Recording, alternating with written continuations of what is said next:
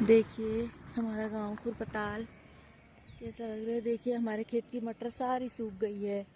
पाला इतना पड़ता है यहाँ कि हमारे खेत में सारी मटर का ऐसा हाल हो गया। देखो हमने बंद गोभी भी बोई है। ये देखिए बड़ी नहीं हो रही पर ये देखिए हमने बंद गोभी भी बोई है, लेकिन क्या करें सब पाले ने मार दिया है सारा हमारा। ये हमने चारा बोया है, हरा चारा गाय के लिए, और वो बोए हैं मटर। मटर बोई थी, ये सारी पाले से ख़राब हो गई। देखिए कितना अच्छा मौसम हो रहा है, कितना सुंदर। ये देखिए हमारा गांव खुरपताल।